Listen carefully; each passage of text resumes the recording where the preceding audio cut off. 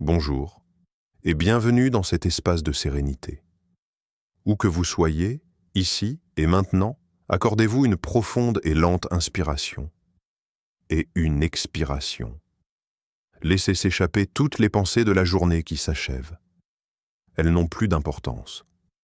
Aujourd'hui, nous allons entreprendre un voyage qui dépasse l'expérience ordinaire, qui va au-delà des limites de nos repères et même au-delà de notre compréhension du temps. Imaginez un endroit, un monde, une planète où la loi fondamentale de notre univers, la flèche du temps, serait dirigée dans la direction opposée. Et si, au lieu de vieillir, vous rajeunissiez? Et si vous vous souveniez du futur, mais que le passé vous était inconnu? Durant cette séance de méditation pour le sommeil, nous allons explorer ensemble ce monde paradoxal. N'essayez pas d'analyser, contentez-vous d'écouter. Permettez aux images de naître dans votre esprit, vous berçant doucement et vous emportant vers un sommeil profond et vraiment réparateur. Êtes-vous prêt à vous aventurer là où la fin n'est qu'un commencement? Avant que notre vaisseau spatial de la pensée n'atteigne sa destination, arrêtons-nous un instant dans l'espace qui nous est familier. Dans notre univers, le temps ne s'écoule que dans une seule direction, du passé vers le futur. Les scientifiques appellent cela la flèche du temps. Et le moteur principal de cette flèche est le deuxième principe de la thermodynamique, un concept connu sous le nom d'entropie. Pour faire simple, l'entropie est la mesure du désordre ou du chaos dans un système. Et cette loi stipule que dans un système fermé, comme notre univers, le désordre ne fait qu'augmenter. Une tasse tombée d'une table se brise en une multitude de fragments, augmentant le chaos. Elle ne se remettra jamais spontanément en place. Le thé brûlant refroidit en cédant sa chaleur à l'environnement, mais le thé froid, lui, ne se réchauffera pas tout seul. C'est le mouvement du temps tel que nous le connaissons, de l'ordre vers le chaos, de la naissance à la mort.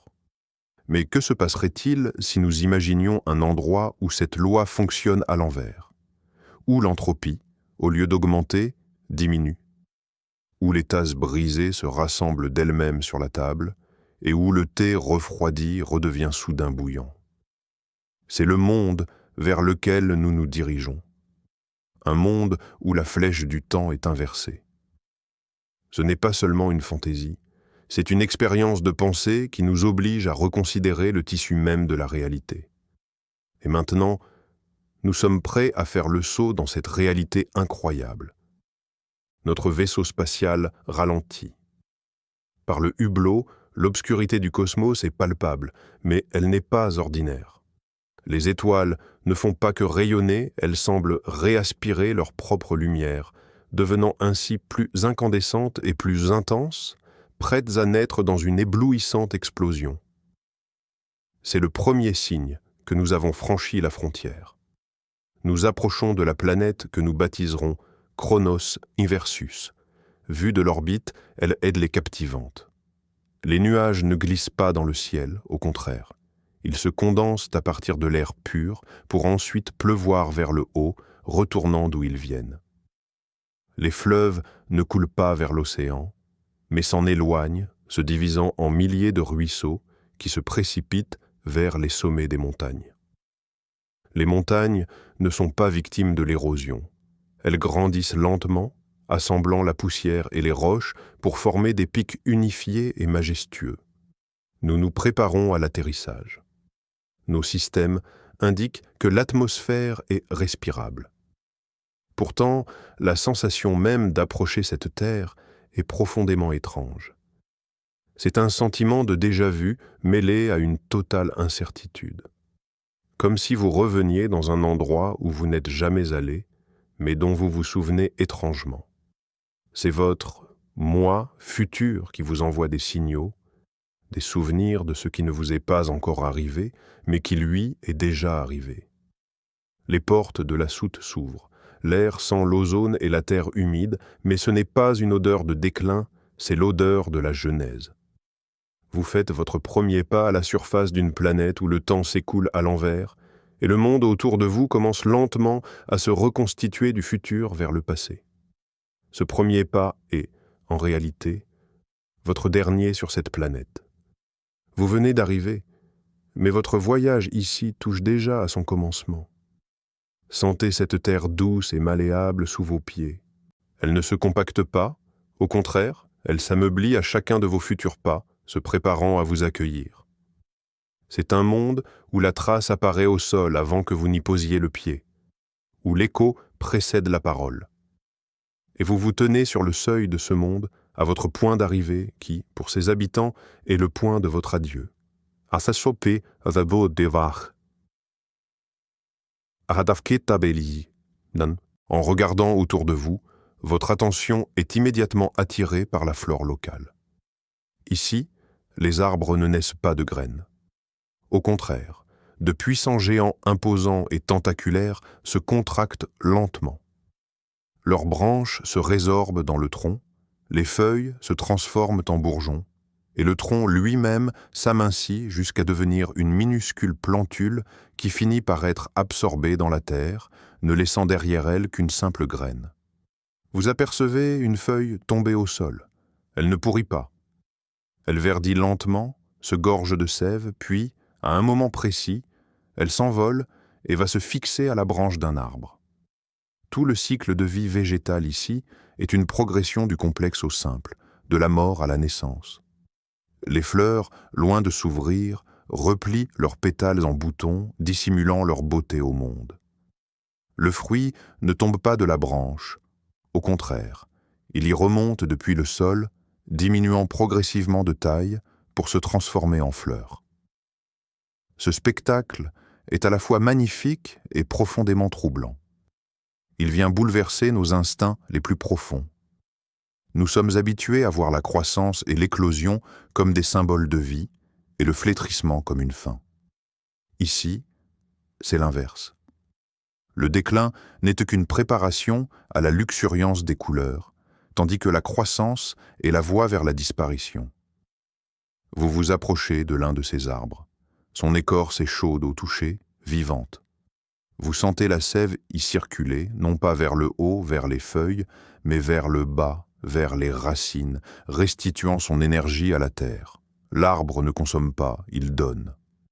Normalement, il capte le dioxyde de carbone de l'atmosphère pour rejeter de l'oxygène pur, mais ici, ce processus est inversé.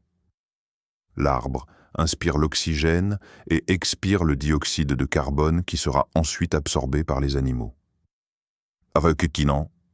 Cet écosystème est un cycle fermé parfait, mais il fonctionne dans une direction qui nous est totalement inconnue. Vous vous tenez à l'ombre de ce géant en déclin et réalisez que pour lui, ce n'est pas la fin, mais l'aube. Sa période la plus glorieuse, sa jeunesse, est encore à venir lorsqu'il sera une petite et fragile pousse. Cela nous force à nous interroger sur notre propre perception de la vie et de la mort. Et si notre fin n'était, elle aussi, que le début de quelque chose d'autre, portons maintenant notre attention sur la faune de ce monde. Au loin, vous apercevez un troupeau d'animaux gracieux qui ressemblent à des cerfs. Mais ils ne broutent pas. Ils rejettent de leur bouche l'herbe parfaitement mâchée qui se reforme ensuite en brins entiers et intacts sur la prairie. Ici, les animaux ne mangent pas, ils anti-mangent. Le processus de digestion fonctionne à l'envers. Ils gagnent de l'énergie en se débarrassant de la nourriture, synthétisant des substances organiques complexes à partir de composés plus simples. Leur cycle de vie est également inversé. Les individus âgés et sages, porteurs de l'expérience de toute une existence, s'allongent un jour sur le sol et se décomposent en éléments primaires. Ces derniers sont ensuite rassemblés dans le corps de leur mère, pour renaître petits et pleins de vitalité. Les prédateurs, ici, ne chassent pas. Ils trouvent une proie des géants déjà morte, qui revient ensuite à la vie dans leur gueule, après quoi ils la libèrent, pleine de vigueur et de santé. La relation prédateur-proie est un acte de création et non de destruction. C'est un monde où le danger n'est pas d'être dévoré, mais d'être créé. Vous observez le vol d'un oiseau. Il vole la queue la première, battant des ailes pour ralentir et non pour accélérer. Il ne construit pas de nid, mais le démonte, brindille après brindille. Les oisillons n'éclosent pas des œufs. Au contraire, ils les réintègrent, après quoi l'œuf redevient entier et la mère le reprend dans son corps. Les sons de ce monde sont également étranges. Les oiseaux ne chantent pas, ils chantent le silence dans leur bec. Leurs trilles commencent par le point culminant et s'éteignent dans un silence complet. Le rugissement du prédateur n'est pas une menace, mais le signal que l'acte de résurrection de la victime est achevé. Tout ce règne animal vit en parfaite harmonie, mais cette harmonie repose sur des principes contraires aux nôtres. Ici, la survie n'est pas une lutte pour les ressources, mais le processus de leur restitution. La force n'est pas la capacité de prendre la vie, mais la capacité de la rendre. Et en observant ces créatures étonnantes, vous commencez à comprendre que la vie peut exister sous les formes les plus inouïes et que ces lois ne sont pas aussi absolues que nous le pensions. Il est grand temps d'aborder la question de la vie intelligente sur Chronos Inversus. À quoi pourrait bien ressembler une société où le temps s'écoule à rebours? Imaginez une ville. Les bâtiments n'y sont pas érigés, ils sont méticuleusement démontés. Les gratte-ciels neufs et scintillants se transforment lentement en ruines, lesquelles sont ensuite démantelées brique par brique jusqu'à ce que le terrain redevienne une terre vierge. Pour ses habitants, les ruines ne sont pas le signe d'une décadence, mais l'augure d'une splendeur future. Ils contemplent des décombres et y distinguent un futur palais somptueux. Leur architecture est donc l'architecture d'une désagrégation programmée. Les habitants de ce monde, que nous nommerons les chrononautes, semblent émerger de la Terre. À la fin de son cycle, la personne âgée et sage se couche dans la tombe et son corps se reforme lentement dans l'utérus maternel. La naissance est pour eux le moment le plus tragique car elle marque l'adieu au monde. La mort, en revanche, est le plus joyeux. C'est l'instant où ils acquièrent la plénitude absolue de la connaissance et de l'expérience, une richesse qu'ils perdront ensuite progressivement tout au long de leur existence inversée. Ils naissent sages et possèdent toute la connaissance universelle. Mais chaque jour, ils rajeunissent et s'abêtissent, oubliant ce qu'ils ont appris. Leur éducation est un processus de désapprentissage.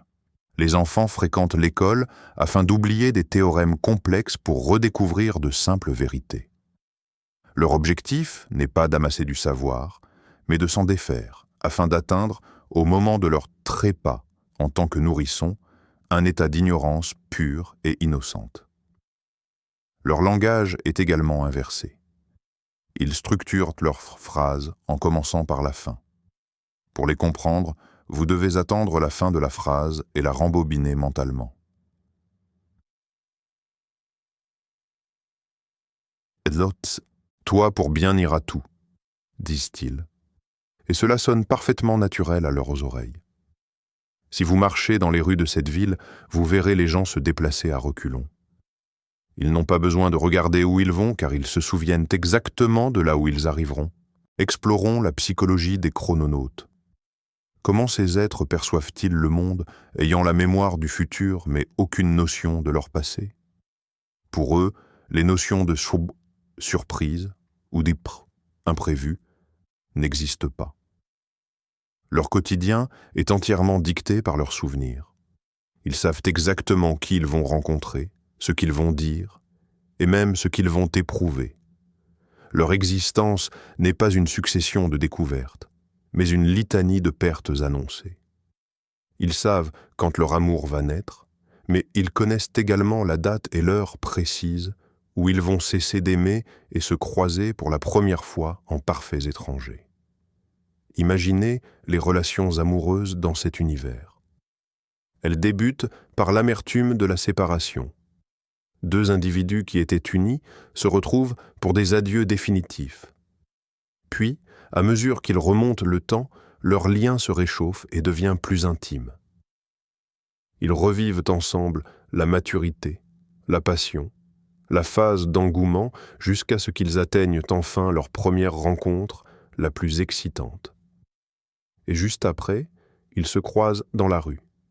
Deux parfaits étrangers qui se saluent sans se reconnaître. Leur amour est un voyage allant d'un final douloureux à un heureux commencement qui marque paradoxalement la fin de leur connaissance mutuelle. Qu'en est-il du droit pénal ? Le système judiciaire y est purement préventif. On emprisonne l'individu, non pour le crime qu'il a commis, mais pour celui qu'il s'apprête à commettre. Il est libéré au moment exact où il commet son forfait, car sa peine a déjà été purgée. Pour eux, la logique est implacable. La punition doit précéder la faute afin de la neutraliser. Le paradoxe tragique, cependant, est que cela ne prévient sur rien, mais garantit simplement que l'événement aura lieu. Toute leur existence est imprégnée d'un fatalisme profond. Ils n'ont pas de libre arbitre tel que nous le concevons, car l'avenir a déjà eu lieu et est gravé dans leur mémoire. Ils sont incapables de modifier leur action, car cela briserait la chaîne de causalité qui, dans leur univers, opère en sens inverse. Ils sont des acteurs dans une pièce qu'ils ont déjà regardée, contraints de jouer leur rôle jusqu'à la scène finale, qui est en réalité leur levée de rideau. Plongeons dans l'économie et la technologie d'un monde où le temps s'écoule à l'envers. Ici, la production n'est qu'un long processus de démantèlement. Les usines ne créent rien de neuf. Au contraire, elles récupèrent auprès des consommateurs des objets usagés ou cassés et les déproduisent jusqu'à ce qu'il n'en reste que la matière première.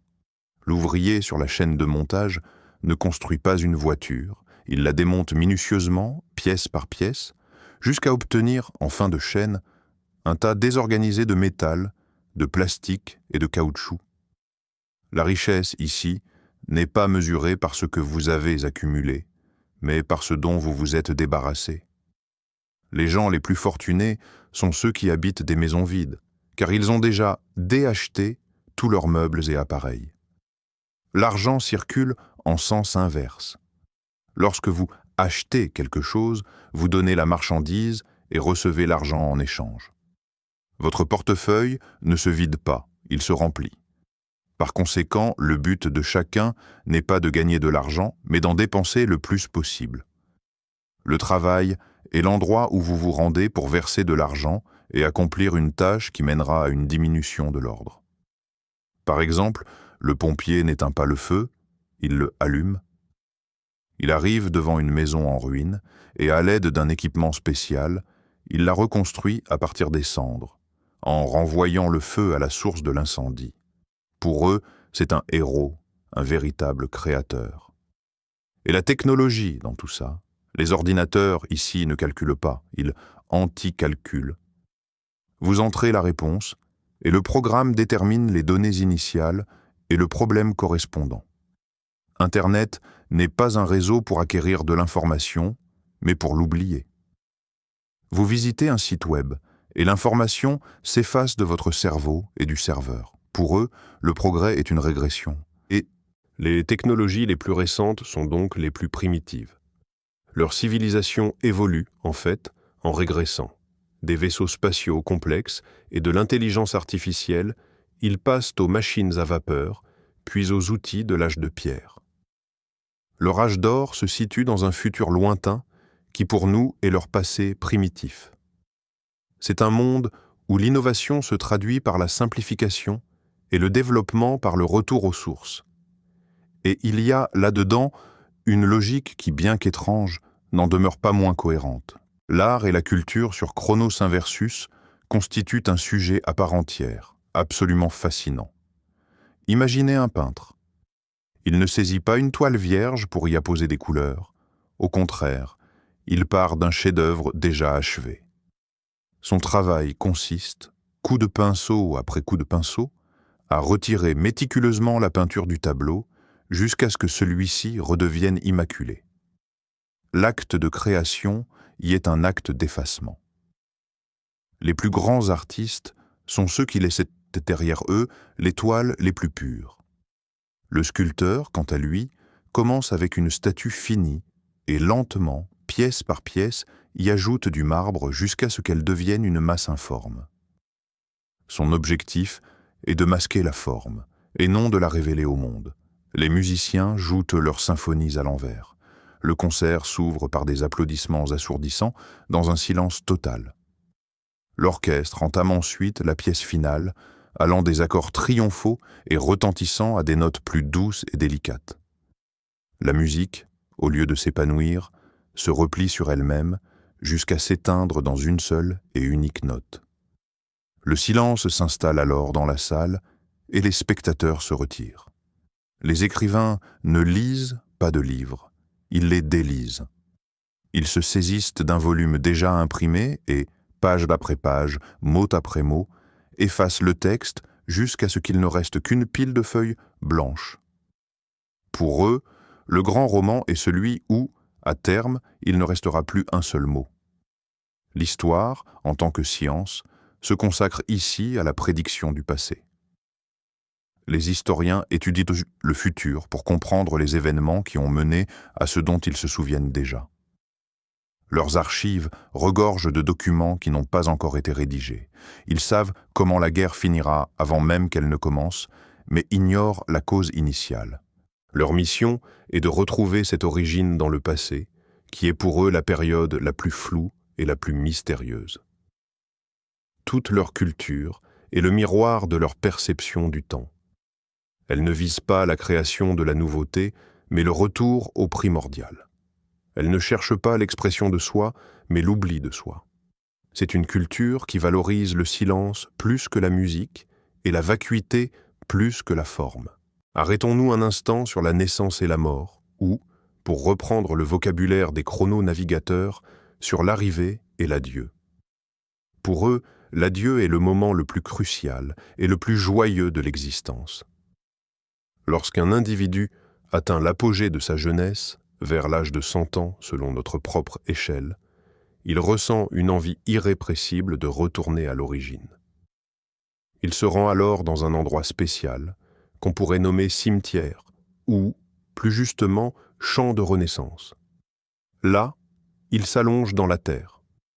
Son corps, loin de se décomposer, commence au contraire à se condenser, à se contracter, à se réduire en une cellule unique qui mystérieusement rejoint le ventre de sa future mère. Ce processus est entouré de rituels et de festivités. Les proches se réunissent pour féliciter le mourant de sa prochaine naissance.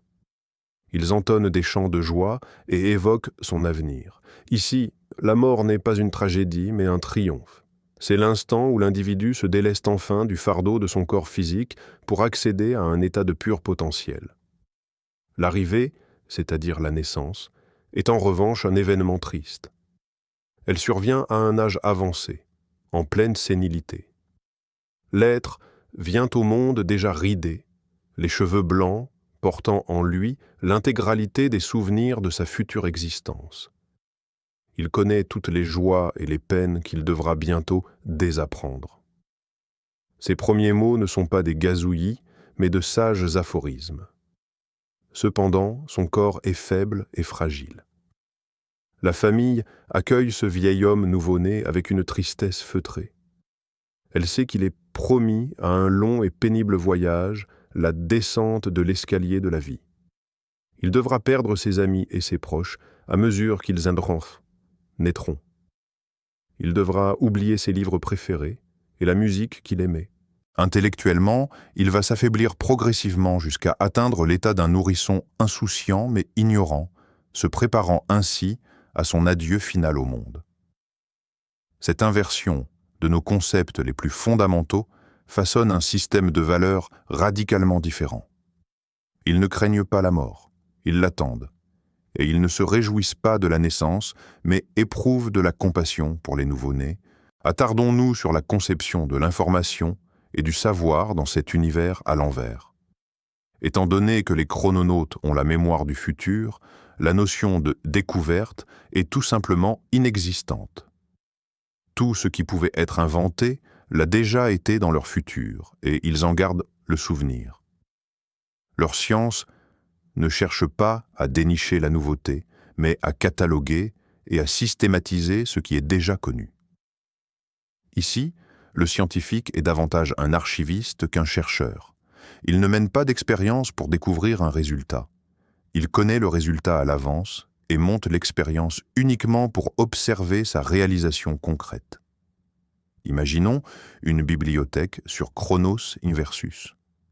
Les livres n'y sont pas écrits, ils sont plutôt désécrits. De nouveaux ouvrages apparaissent sur les étagères, déjà achevés, sans que l'on sache par qui ni quand. Le rôle du bibliothécaire n'est pas de les conserver, mais de s'assurer qu'ils seront effacés en temps voulu. Le savoir n'est pas une bénédiction, c'est un fardeau. Plus vous engrangez de connaissances, plus vous devrez en oublier. Le système éducatif repose sur le principe de la dégradation. Des génies entrent à l'université, mais en ressortent simples spécialistes érudits. Au collège, ils oublient leur spécialisation pointue pour acquérir une culture générale. À l'école primaire, ils perdent même cette culture pour n'étudier que les bases. C'est à la maternelle qu'ils atteignent l'ignorance bienheureuse. Leur développement intellectuel est un parcours allant de l'omniscience à l'innocence. Dans leur monde, les actualités parlent du passé. Le présentateur télé annonce « Hier, un événement s'est produit qui a mené à ce dont nous nous souvenons tous aujourd'hui. » Pour eux, le passé est une énigme à déchiffrer afin de comprendre les causes des conséquences qu'ils connaissent déjà. Ils sont comme des détectives qui sauraient enfin qui était le coupable, sans jamais connaître les motifs ni les circonstances du crime. Cela engendre un état mental étrange. Ils vivent dans un monde d'absolue prévisibilité, mais sont paradoxalement privés de la compréhension des causes profondes. Ils connaissent le quoi, mais ignorent le pourquoi. Leur sagesse est celle du fataliste qui a accepté son destin sans jamais en comprendre les origines. Et c'est peut-être là que réside leur véritable tragédie, tout savoir sans rien comprendre. Réfléchissons un instant sur les lois et l'éthique de la société des chrononautes. Comme nous l'avons déjà mentionné, la peine y précède le crime. Mais quel impact cela a-t-il sur le choix moral? Si un individu sait qu'il commettra un mauvais acte dans le futur et qu'il a déjà purgé sa peine, a-t-il un quelconque intérêt à ne pas le faire? Non. Au contraire, il est contraint de le faire pour boucler la boucle de causalité. Dans leur monde, la notion de péché ou de culpabilité est inexistante. Il n'y a que l'inéluctabilité.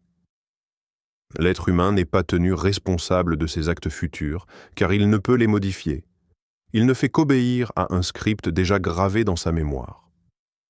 Leur éthique repose non pas sur le libre arbitre, mais sur l'esthétique de l'exécution. N'est pas considéré comme bon celui qui fait le bien, mais celui qui suit son destin prédéterminé avec la plus grande précision et élégance, qu'il s'agisse du sort du héros ou de celui du méchant. Ici, les juges ne prononcent pas la sentence. Ils l'omulsent, annulent. Le processus est le suivant.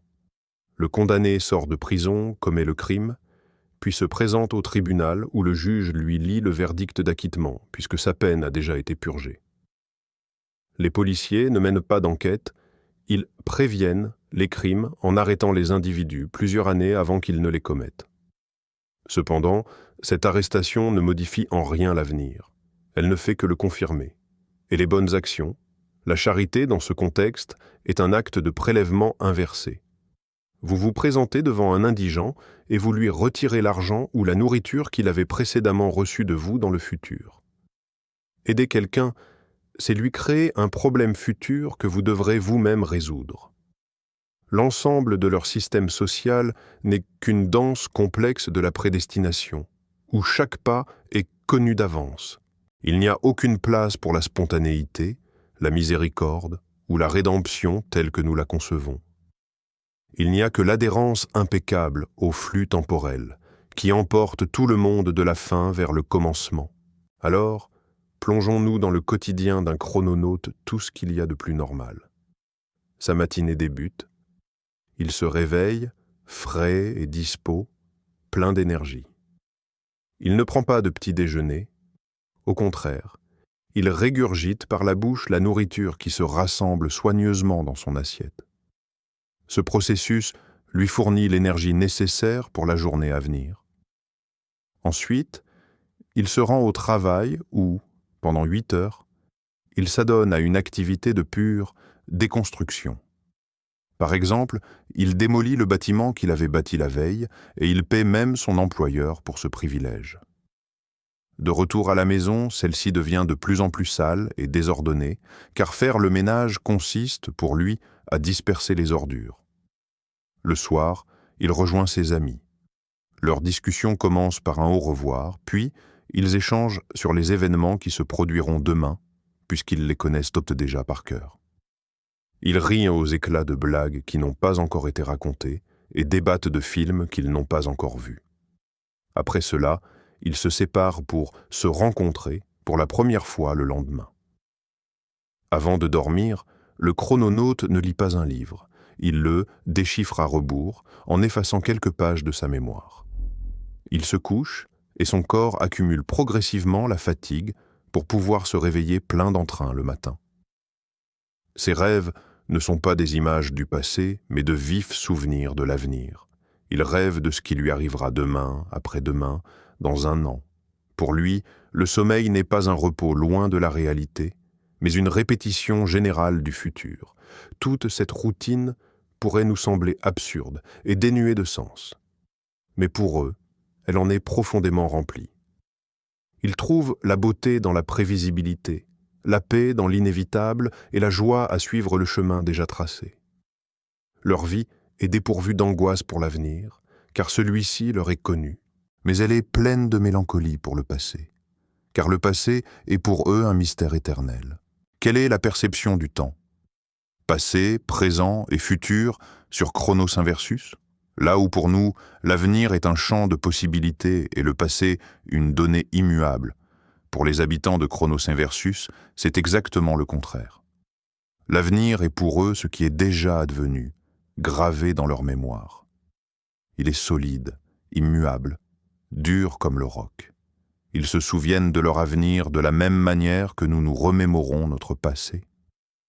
Un chronono pourrait dire « Je me rappelle quand je me suis cassé la jambe dans 10 ans ».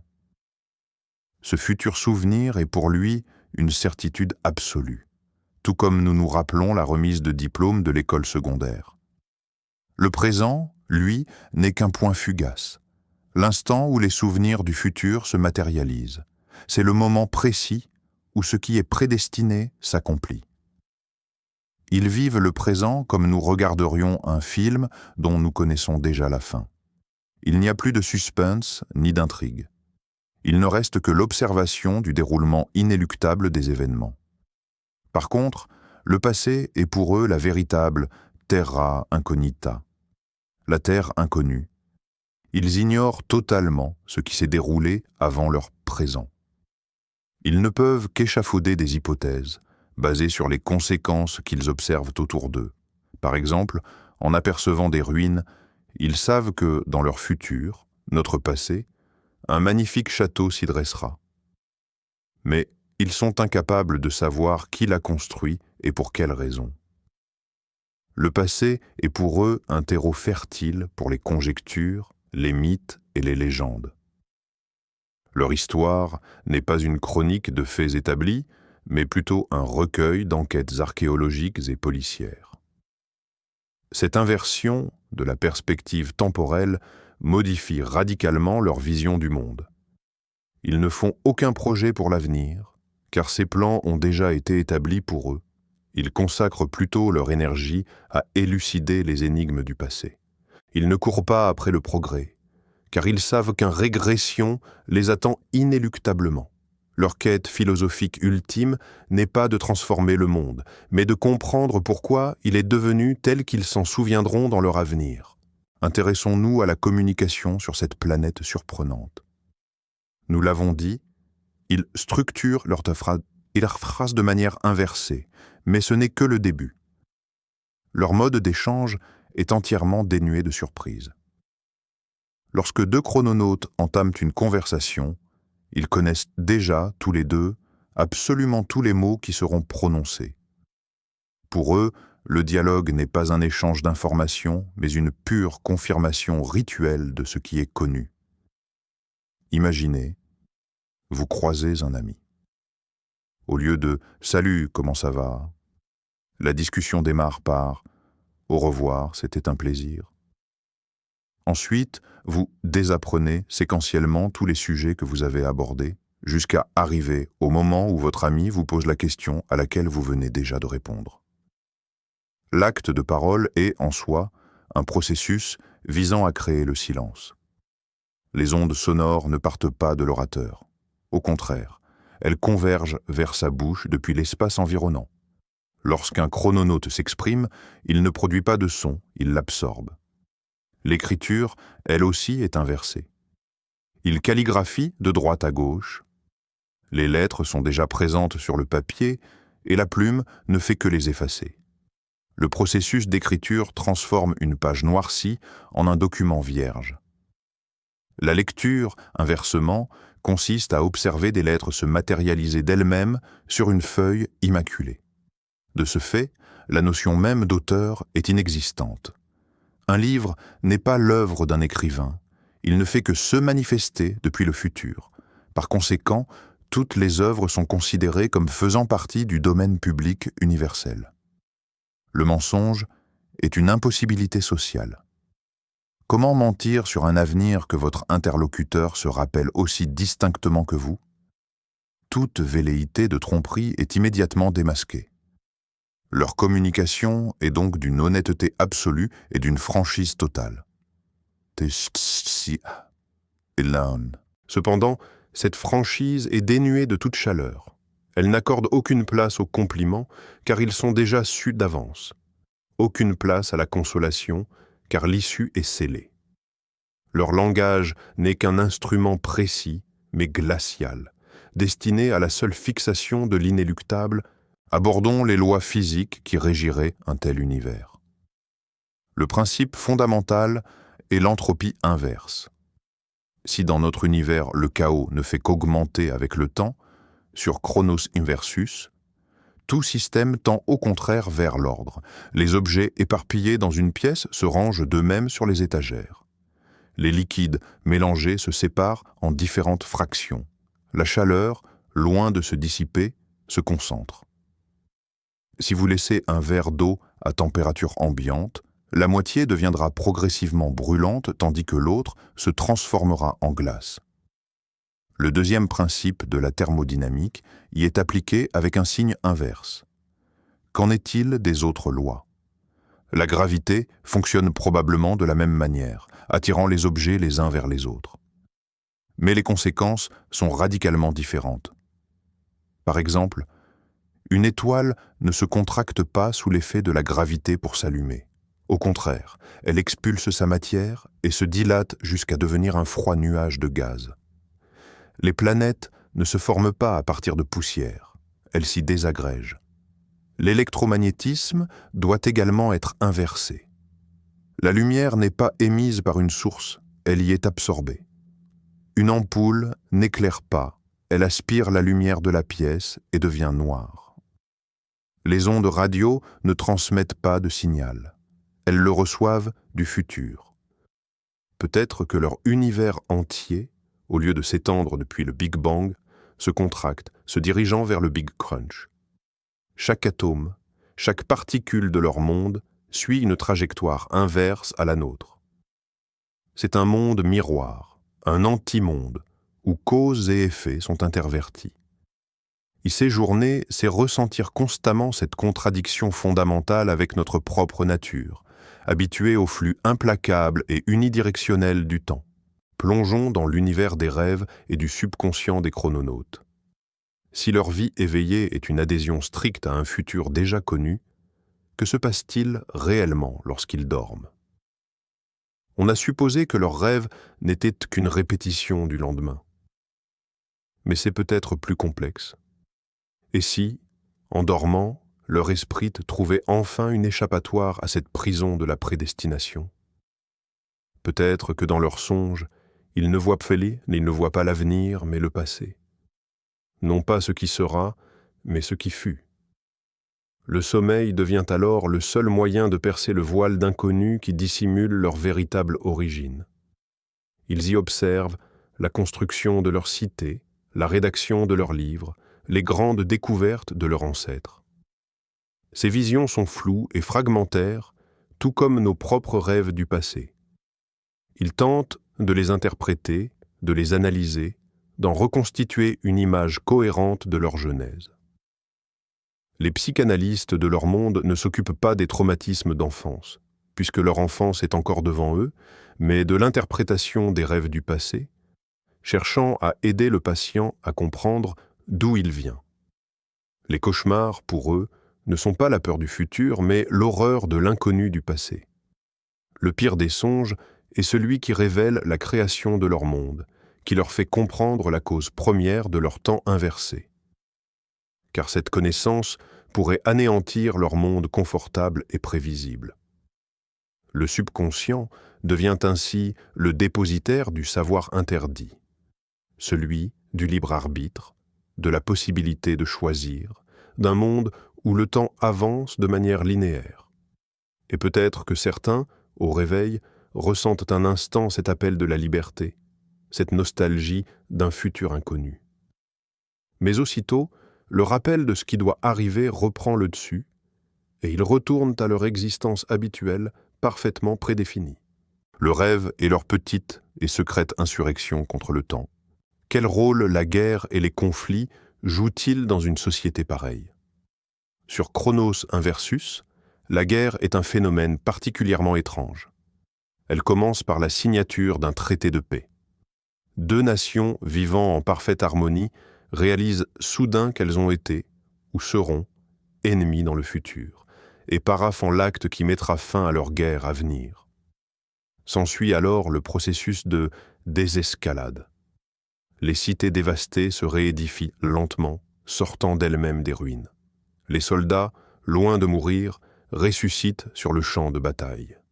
Les blessés sont guéris, les balles s'extirpent de leur corps et réintègrent le canon des fusils.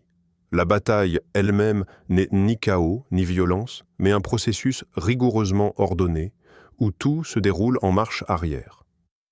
Les généraux donnent des ordres qui révoquent les attaques passées. Les soldats abandonnent les positions qu'ils occupaient. La guerre prend fin avec le tout premier coup de feu. Après cela, les deux armées regagnent leurs positions initiales en parfait état de marche, et c'est alors que s'installe entre les pays cette inimitié qui fut la cause de leur conflit à venir. La motivation est elle aussi singulière. Ils ne se battent ni pour les ressources, ni pour l'idéologie. Ils se battent parce qu'ils se souviennent d'avoir combattu.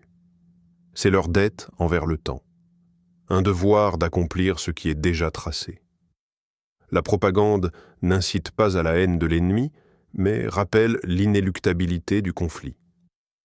Le patriotisme, c'est la volonté d'accepter de mourir afin de ressusciter plus tard sur le champ de bataille. Les armes sont conçues pour la déconstruction. Les usines ne fabriquent pas des chars, mais des amas de ferraille, lesquels s'assembleront ensuite sur le terrain pour former des engins de combat. Tout cela transforme la guerre en un rituel tragique, mais inéluctable, où il n'y a ni vainqueur ni vaincu. Il n'y a que des acteurs exécutant leur partition dans une pièce de théâtre écrite d'avance. Penchons-nous sur la religion et les croyances spirituelles des chrononautes. Si l'avenir est connu et que le passé demeure un mystère, sur quoi peuvent bien reposer leurs convictions? Leurs divinités ne sont pas les créatrices du monde, mais plutôt ses démantèleuses. Ils croient qu'il y a un passé lointain, pour eux brumeux, où une entité ou un groupe d'êtres supérieurs a jadis créé l'univers. Et la mission actuelle de ces dieux est de le démonter lentement, méthodiquement, pour le ramener à l'état de néant primordial. Leurs prophètes ne sont pas ceux qui prédisent haut l'avenir, puisque tout le monde le connaît déjà, mais ceux qui tentent de se souvenir du passé. Ce sont des historiens mystiques qui, à travers la méditation et les rituels, cherchent à percer le voile du temps pour contempler l'acte de la création. Leurs textes sacrés sont des ouvrages dont les pages sont encore vierges. Ils croient qu'à l'avenir, des révélations sur leur véritable origine apparaîtront sur ces pages immaculées. La prière, chez les chrononautes, n'est pas une requête pour l'avenir, mais un remerciement pour le passé qu'ils ignorent. Ils remercient les dieux d'avoir jadis créé le monde, qui, aujourd'hui, s'achemine si joliment et méthodiquement vers son point de départ. La conception du paradis et de l'enfer est également inversée chez eux.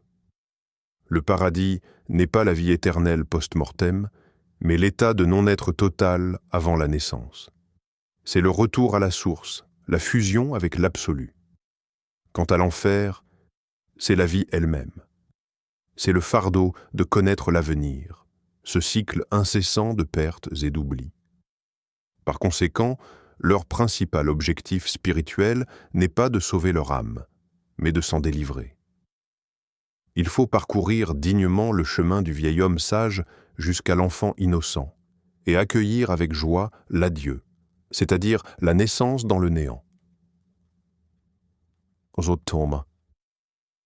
Leur religion est celle d'un fatalisme absolu et d'une acceptation totale, où la vertu suprême est non pas de lutter contre le destin, mais de le suivre avec gratitude. Imaginez un instant la médecine et la santé sur une planète où le temps s'écoule à l'envers. Les maladies n'y évoluent pas, elles se défont ou se résorbent. Ici, on ne tombe pas malade, on guérit. Le cycle s'amorce lorsqu'un individu en parfaite santé commence subitement un traitement. Les symptômes de la maladie surviennent alors, s'atténuant petit à petit jusqu'au moment précis où il a contracté l'infection ou subi sa blessure. Le médecin, dans ce monde, n'est pas celui qui soigne, mais celui qui rend malade. Sa mission n'est pas de poser un diagnostic et d'établir un traitement, mais, au contraire, face à un patient en bonne santé, de déterminer de quelle maladie il guérira dans le futur et de lui prescrire une prise de médicaments préventive qui engendrera l'apparition des symptômes. Les chirurgiens ne pratiquent pas des opérations, ils décousent les blessures. Le patient arrive avec une cicatrice déjà refermée. Le chirurgien réalise alors une incision, puis la plaie sur le corps du patient se referme d'elle-même, expulsant la balle ou l'éclat qui s'y trouvait. Le vieillissement, tel que nous l'entendons, est ici un processus de rajeunissement. Mais lui aussi s'accompagne de ses propres maladies. Par exemple, la démence sénile est remplacée par la génialité infantile. L'être humain naît avec toutes les connaissances, mais à mesure qu'il rajeunit, son cerveau se dégrade. Il perd sa mémoire et ses capacités cognitives. Les troubles psychiques existent également. La dépression n'est pas une tristesse injustifiée du passé, mais une joie immotivée concernant un avenir qui, comme chacun le sait, est rempli de pertes.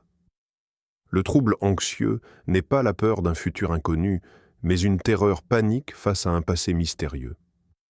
L'ensemble du système de santé n'est pas orienté vers le maintien de la vie, mais vers sa fin ordonnée, c'est-à-dire son commencement. L'objectif de la médecine n'est pas de prolonger l'existence, mais d'aider l'individu à parcourir sa voie de rajeunissement le plus sereinement possible, afin qu'il puisse accueillir dignement son état de nourrisson et disparaître dans le néant. Quel regard les chrononautes portent-ils sur nous, voyageurs issus d'un monde où le temps s'écoule en ligne droite? À leurs yeux, nous sommes une anomalie, un paradoxe vivant. Notre mouvement s'effectue dans une direction qu'ils jugent incorrecte. Quand nous parlons, ils n'entendent que notre discours à l'envers, une suite de sons dénués de sens. Quand nous marchons, nous avançons face à l'avenir, une imprudence totale à leurs yeux, puisque nous ignorons où nous mèneront nos pas. Notre apparition dans leur monde est un événement qui n'existait pas dans leur souvenir du futur. Nous sommes le seul grain d'imprévisibilité dans leur univers ordonné. Et cela provoque, chez eux, des sentiments mitigés. D'un côté, la curiosité. Pour eux, nous sommes la preuve vivante qu'une autre temporalité, qu'un autre passé existe. nous détenons la clé de leur propre origine. Ils tentent de nous étudier, d'analyser notre comportement et notre langage afin de décrypter les mécanismes de notre monde. D'un autre côté, la peur. Nous perturbons leur harmonie. Nous injectons du chaos dans leur prévisibilité absolue. Notre interaction avec leur réalité pourrait engendrer des conséquences incalculables, créer des paradoxes temporels. Et si nous leur révélions leur propre passé, cela détruirait-il leur civilisation? Ou, au contraire, leur donnerait-il un nouveau sens?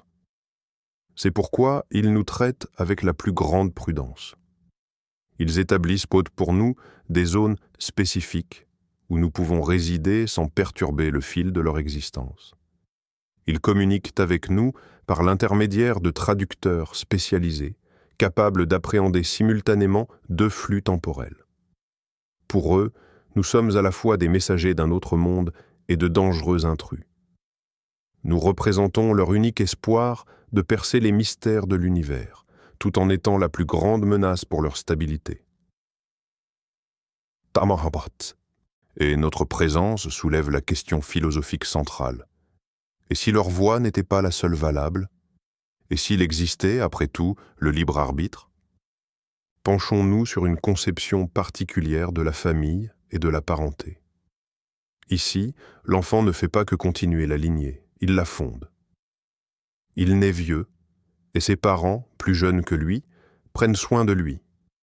Mais avec le temps, il devient plus jeune et plus fort, tandis que ses parents, eux, rajeunissent encore.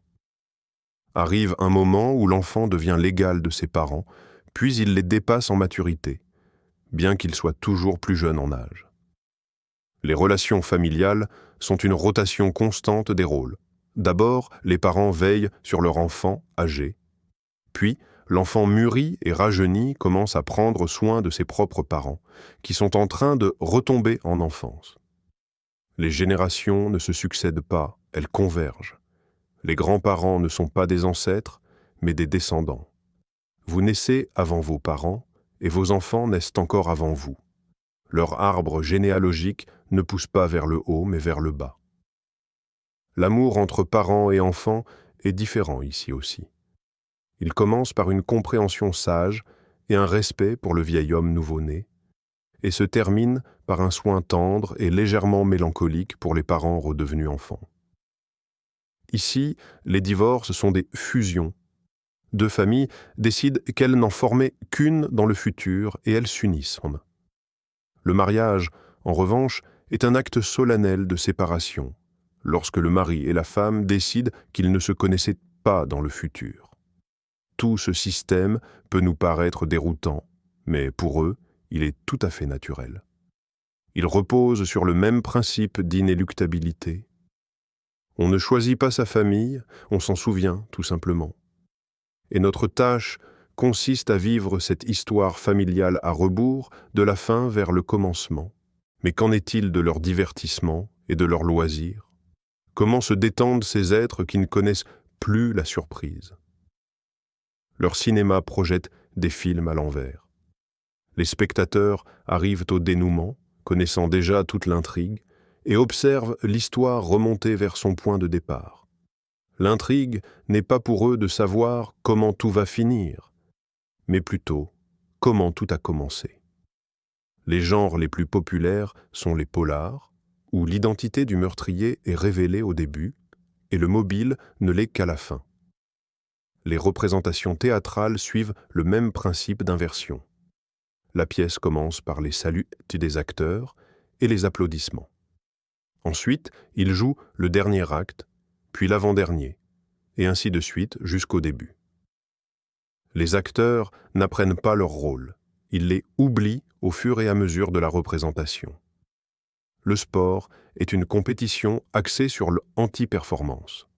Sur la piste, les coureurs démarrent de la ligne d'arrivée pour se diriger vers le point de départ. Le vainqueur est celui qui arrive en dernier. Les nageurs ne cherchent pas à parcourir la distance le plus vite possible, ils s'efforcent et s'efforcent au contraire d'être les plus lents. Le record est synonyme du temps le plus long, Une partie d'échecs débute par l'échec et mat, et les joueurs replacent tour à tour les pièces sur leurs cases initiales. Le perdant est celui qui réussit à remettre toutes ses figures en place en premier. Tous leurs loisirs sont une façon de revivre un futur déjà connu. Ils n'y cherchent ni l'adrénaline, ni les nouvelles sensations. Ils y recherchent plutôt le plaisir esthétique que procure la contemplation d'un mécanisme temporel fonctionnant à la perfection. Top. Leur temps libre est une véritable méditation sur le thème de la prédestination, une manière de s'assurer une fois de plus que tout se déroule selon l'ordre établi, et qu'il y a une beauté et une sérénité profonde dans cette certitude. Imaginons un instant le système éducatif de Chronos Inversus. Il est radicalement opposé au nôtre.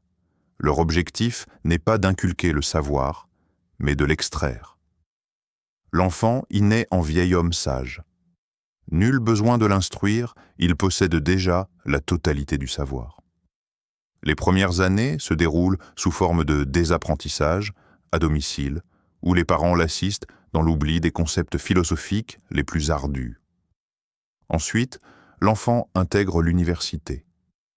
Là, des professeurs, plus jeunes et moins intelligents que leurs étudiants, dispensent des cours destinés à effacer purement et simplement le savoir accumulé.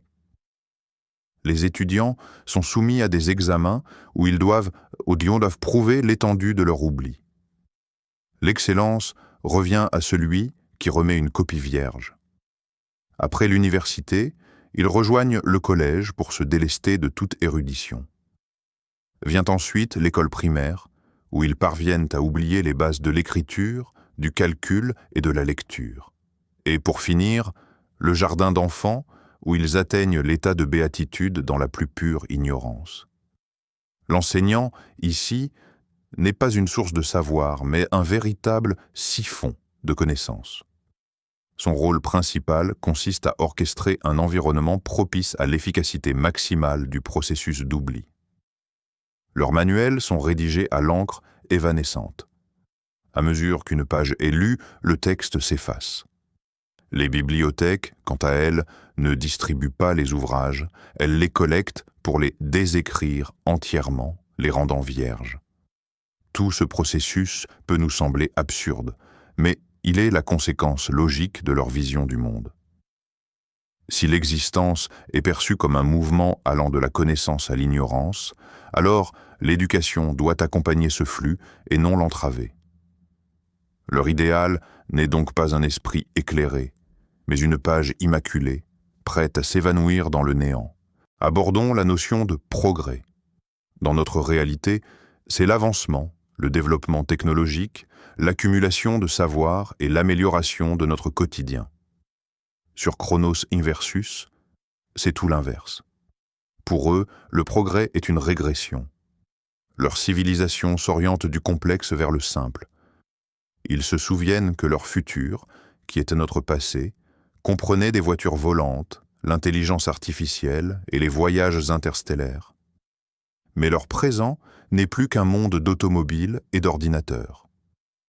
Quant à leur passé, il est fait de machines à vapeur, puis d'outils en pierre. Leurs ingénieurs et scientifiques ne travaillent pas à inventer, mais à la déconstruction de l'ancien.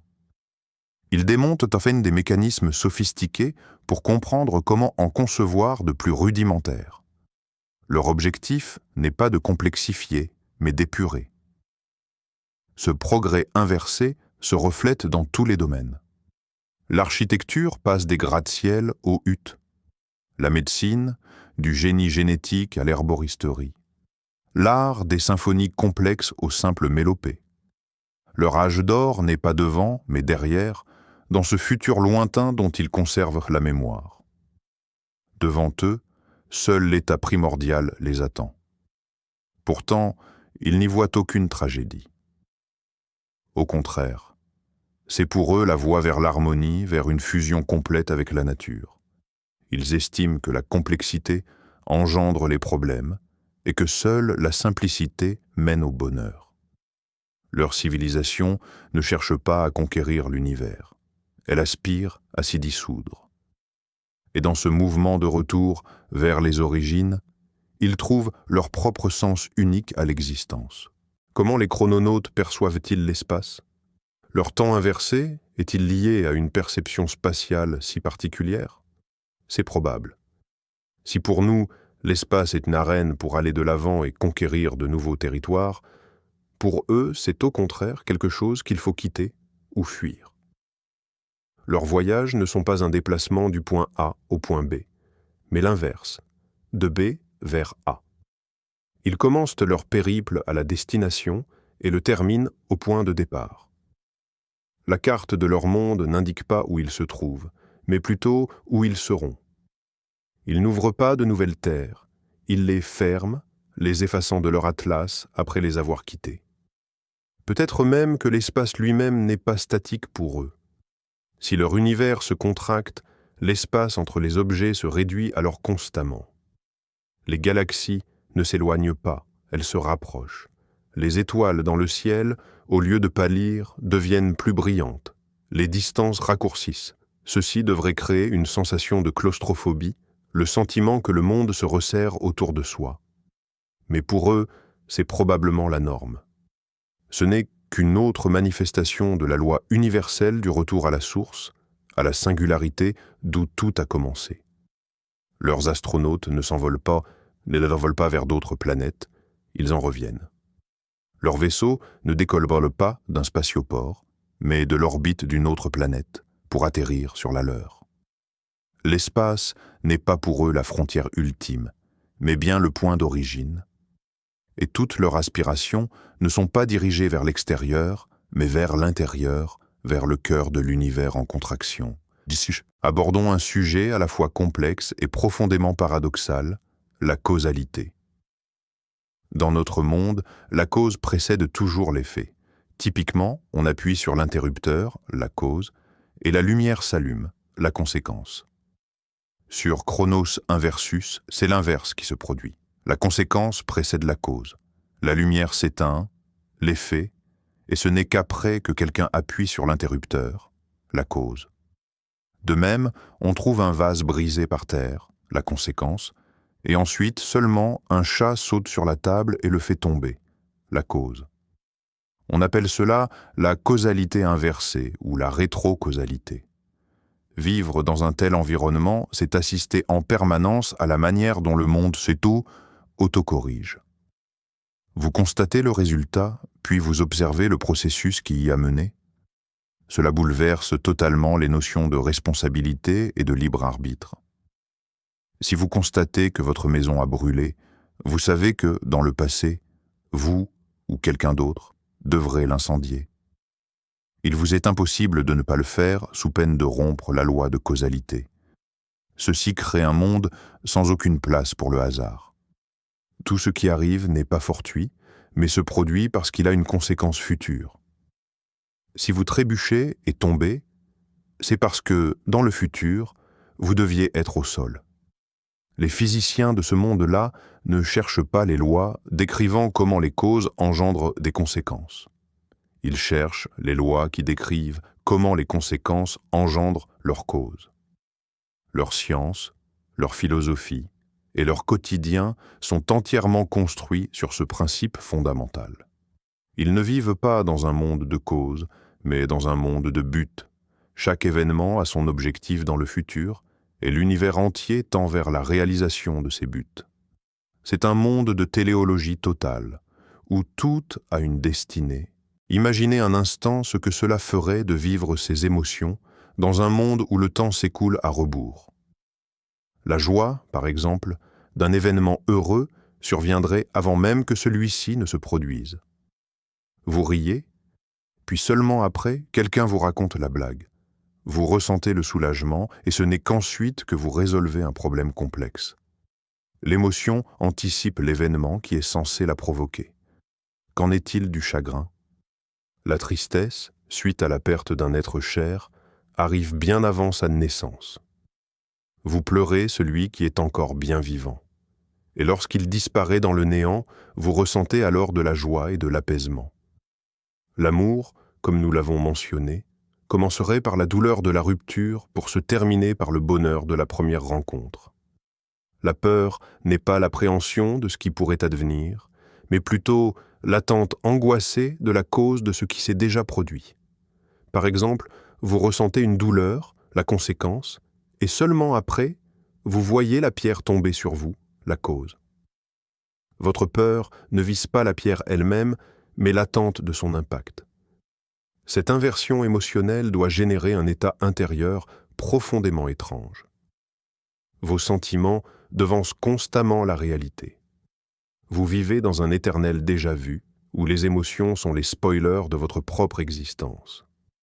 Peut-être qu'avec le temps, les chrononavigateurs ont appris à refouler leurs sentiments pour ne pas se gâcher l'expérience de revivre des événements déjà connus, ou, au contraire, ils chérissent cette prévisibilité émotionnelle qui les épargne des chocs et les prépare à toute éventualité.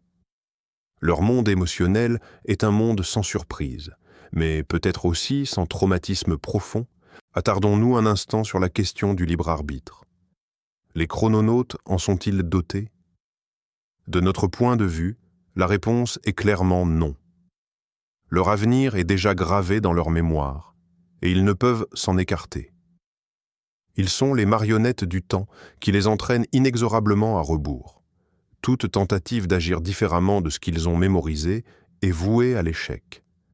Si leur mémoire leur dicte qu'ils tourneront à droite demain, il leur sera impossible de prendre à gauche. Une force invisible, ou peut-être la simple logique de leur propre monde, les contraindra à faire le bon choix. C'est le déterminisme dans sa forme la plus stricte. Mais comment perçoivent-ils leur propre existence? Se considèrent-ils pour autant comme des êtres privés de liberté? Il est probable que non. Pour eux, la notion même de liberté pourrait prendre une toute autre signification. Par exemple, la liberté n'est pas, pour eux, la liberté de choisir, mais plutôt la liberté d'être libéré du choix. Ils sont affranchis des réflexions torturantes sur la marche à suivre, de la peur de l'erreur et des regrets liés aux mauvaises décisions. Leur chemin est clair et prédestiné, ils y trouvent le calme et l'harmonie. La liberté est, pour eux, la capacité de se conformer parfaitement et pleinement à leur destin, d'être l'acteur idéal dans leur propre pièce. Ils pourraient affirmer que c'est nous, avec notre futur incertain et notre liberté de choix, qui sommes en réalité les véritables non libres.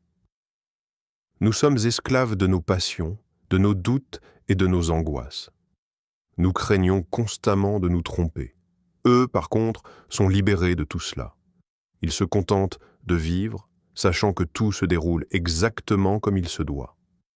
C'est une question philosophique extrêmement complexe, et la réponse dépend entièrement de la définition que nous donnons au concept de liberté.